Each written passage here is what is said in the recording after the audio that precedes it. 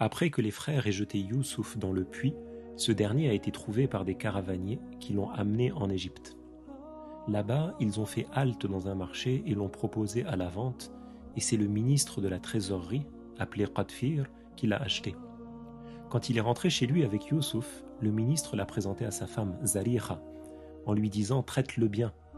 Il se peut qu'il nous soit utile ou qu'on l'adopte. » Le ministre, en voyant que Youssouf était intelligent, qu'il était honnête et qu'il avait des connaissances et une bonne compréhension, il l'a laissé gérer ses affaires dans le palais et il en a fait le chef de ses serviteurs. Youssouf a grandi dans la maison du vizir d'Égypte et il était bien traité. Youssouf était extrêmement beau et quand il est devenu un jeune homme, l'épouse du vizir s'était prise de lui. Elle était elle-même jeune, elle était elle-même très belle, elle était fortunée et elle avait une haute position sociale. C'est cette histoire qui est mentionnée dans le Coran dans Surat Youssouf. وَلَقَدْ هَمَّتْ بِهِ وَهَمَّ بِهَا لَوْلَا أَنْ رَأَى بُرْهَانَ رَبِّهِ كَذَلِكَ لِنَصْرِفَ عَنْهُ السُّوءَ وَالْفَحْشَاءَ إِنَّهُ مِنْ عِبَادِنَا الْمُخْلَصِينَ. Un jour, alors qu'elle s'était embellie et qu'elle avait mis ses plus beaux habits, elle s'est enfermée avec Youssouf dans une pièce sans qu'il ne s'en rende compte. Et elle lui a avoué sans honte, sans pudeur, qu'elle voulait commettre l'adultère avec lui. Ce qu'elle a exigé de Youssouf, c'est incompatible avec son rang et son degré. Elle lui a dit « Hayta laka », c'est-à-dire « je suis prête pour toi ». Mais en vain. En vain parce que les prophètes, ils sont chastes. Les prophètes, ils sont préservés des bassesses et ils sont préservés des grands péchés. Son statut de prophète fait qu'il est impossible qu'il soit ne serait-ce que tenté par ce genre d'acte ignoble. C'est donc sans aucune hésitation que Youssouf a refusé les avances de l'épouse du vizir. Il s'est abstenu et il est resté ferme sur son refus catégorique, en disant que Allah me préserve de faire ça. Elle l'a saisi, elle voulait le forcer à commettre le rapport, sans honte.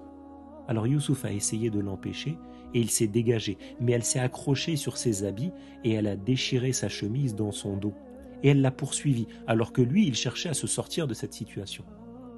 Il a couru vers la porte pour l'ouvrir et pour se débarrasser d'elle par crainte de Allah, alors qu'elle lui courait derrière.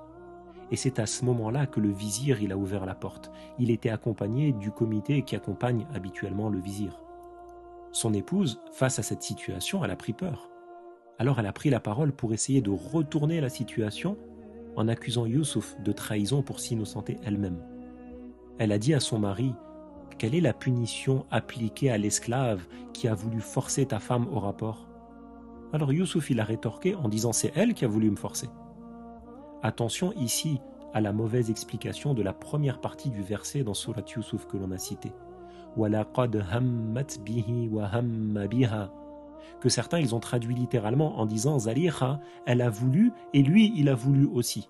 Ce verset il ne veut pas dire que le prophète Youssouf aurait lui aussi voulu faire le rapport avec cette femme.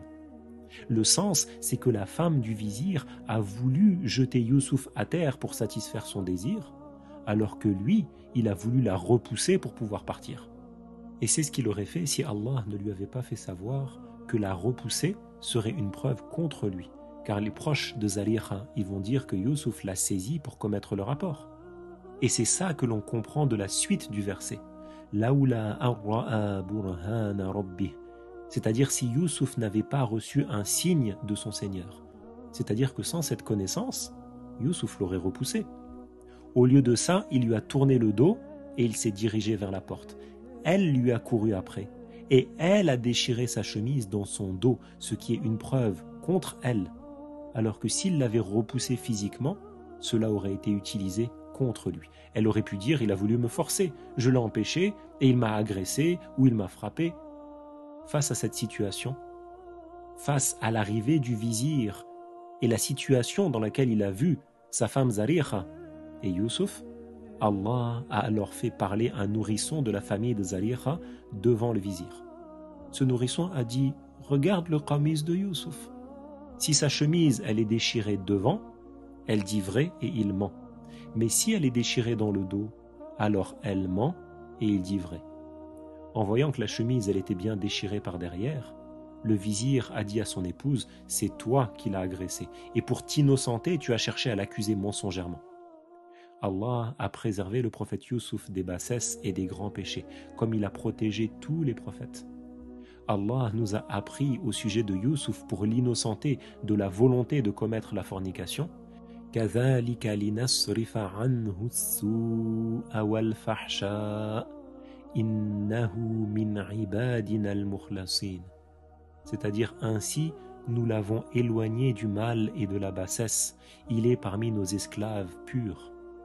La prétention de certains qui, lorsqu'ils prétendent expliquer les versets relatifs à cette histoire, disent que le prophète Youssouf se serait déshabillé devant elle ou qu'il aurait voulu faire l'adultère, ceci est un mensonge et c'est impossible au sujet d'un prophète d'Allah.